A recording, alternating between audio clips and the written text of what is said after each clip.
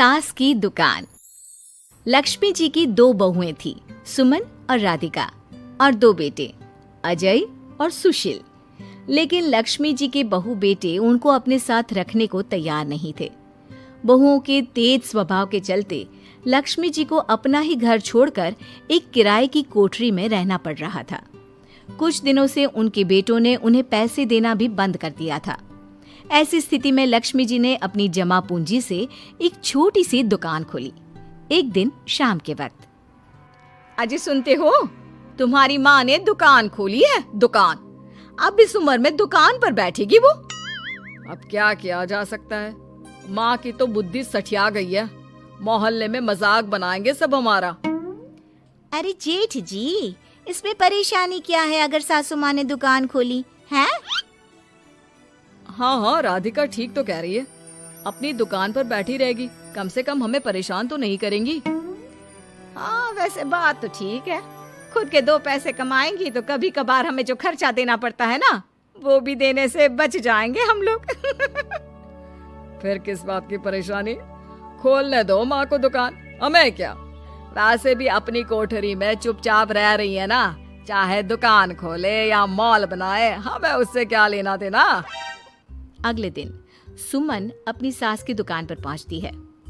सासू माँ, आपकी दुकान में शक्कर है क्या? शक्कर जरा 1 किलो दे दीजिएगा। हाँ बहू है ना, लो बेटा, 1 किलो क्यों, 2 किलो ले जाओ। सोच लो सासू माँ, घाटा हो जाएगा आपको, पैसे नहीं देने वाली मैं। देखो सुमन, ये मेरी दुकान है और यहाँ पर जो भी कोई सामान खरीदने आता है उसे पैसे तो देने ही पड़ते हैं। अरे सासू माँ, ऐसा क्यों कर रही हैं आप? अरे देखो ना, घर पर आपका बेटा और पोते पोती दूध में शक्कर डालने के लिए कब से इंतजार कर रहे हैं, जरा उनके बारे में तो सोचिए। अरे ऐसी बात है क्या? अब मुझे नहीं पता था। बहू एक काम करो, वैसे भी पहली बार आई हो ना, ये शक्कर तुम ऐसे ही ले जाओ, पैसे देने की जरूरत नहीं है। अगले दिन राधिका भी अपनी सास की दुकान पर पहुंचती है। प्रणाम सासू माँ, कैसी चल रही है आपकी दुकान? बस बेटा, जैसे तैसे करके काम चला रही हूँ। तुम बताओ, घर में सब राजी खुशी है ना? हाँ मम्मी जी, सब कुछ ठीक ठाक है। बताओ राधिका बहू, कैसे आना हुआ? कुछ काम था क्या?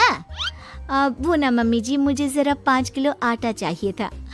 मेरे पैर में ना बहुत दर्द है, इसलिए बाजार तक जाने में ना तकलीफ हो रही थी। घर पर बच्चे भूखे बैठे हैं, सोचा आपसे ही ले लेती हूँ।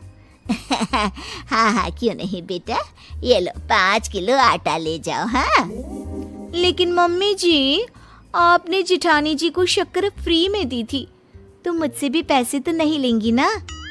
हाँ, अच्छा ठीक है बेटा, कोई बात नहीं, तुम ऐसे ही ले जाओ, बच्चों से क्या पैसे लेना। कुछ दिनों के बाद लक्ष्मी का बेटा अजय दुकान पर पहुंचता है। कैसी हो माँ, दुकान तो अच्छी चल रही है ना तुम्हारी, सब मोहल्ले वाले तारीफ करते रहते हैं। अब क्या करूं बेटा, तुमने तो मुझे सहारा दिया नहीं, गरीब माँ को घर से बाहर निकाल दिया। कुछ तो करना पड़ेगा ना अपना पेट पालने के लिए। वो माँ ना बहुओं की बहुत चिक चिक रहती थी। अब देखो कितनी अच्छी जिंदगी है तुम्हारी, खुद कमाती हो, खुद खर्च करती हो, इससे अच्छी भला कोई जिंदगी हो सकती है क्या? हाँ बेटा, दिल को बहलाने के लिए तुम्हारी ये बात भी सही है, लेकिन कोई बात नहीं बेटा, मैं खुश हूँ। अच्छा माँ, मैं क्या कह रहा था, जरा 500 उधार तो दे देना। कमाल की बात है बेटा, तुम मुझसे पैसे उधार मांग रहे हो, तुम्हारे पास पैसों की क्या कमी है? अरे माँ, इस महीने की तनख्वाह नहीं आई और आप तो अपनी बहू को जानती है ना, उसे शॉपिंग करनी है, जल्दी वापस लौटा दूंगा माँ। ठीक है बेटा, ये लो 500 रुपए, लेकिन देखो कुछ दिनों में वापस दे देना, मुझे अपनी दुकान के लिए माल भी तो खरीदना है। हाँ ठीक है माँ, जल्दी पैसे लौटा दूंगा। बहुत दिनों तक अजय अपनी माँ लक्ष्मी के पैसे वापस नहीं देता और सुमन और राधिका बार बार किसी न किसी बहाने से अपनी सास लक्ष्मी की दुकान से बिना पैसे दिए खूब सारा सामान ले आती है, जिसकी वजह से लक्ष्मी को अपनी दुकान में बहुत घाटा होता है। फिर एक दिन जब राधिका सामान लेने के लिए लक्ष्मी की दुकान पर पहुंचती है, सासू माँ, जरा वो 1 किलो दाल तो देना। नहीं बहू, अब मैं तुम्हें या सुमन को कोई सामान फ्री में नहीं देने वाली। तुम लोगों ने कभी कोई मदद नहीं की मेरी, उल्टा मेरी दुकान से फ्री का सामान ले जाकर मुझे मुश्किल में डाल दिया है। लेकिन मम्मी जी, हम तो आपके बच्चे हैं ना। अगर इतना ही मेरे बच्चे हो तो फिर मुझे घर से बाहर क्यों निकाल दिया? देख बहू, अब मैं तुम्हें 1 रुपए का सामान भी फ्री में नहीं दूंगी। और जाकर सुमन को भी कह देना, आए दिन तुम्हारा पति मुझसे उधार ले जाता है और वापस भी नहीं लौटाता। राधिका गुस्से में घर वापस आती है। घर आने के बाद, क्या हुआ राधिका, बहुत गुस्से में लग रही हो तुम? सासू माँ की दुकान पर गई थी ना? सासू माँ का तो कुछ करना पड़ेगा, जब से ये दुकान खोलकर बैठी है। अक्कड़ तो देखो उनकी। अरे लेकिन हुआ क्या है? होना क्या है, दाल लेने गई थी, मुझे 4 बातें सुनाकर उल्टा भेज दिया, कुछ दिया भी नहीं। ये तो सासू माँ ने ठीक नहीं किया। देखो मेरे पास ना एक बहुत अच्छा प्लान है। कैसा प्लान भाभी? हम अपनी सासू माँ की दुकान में किसी चोर से कहकर चोरी करवा देते हैं और सारा सामान अपने घर मंगवा लेंगे।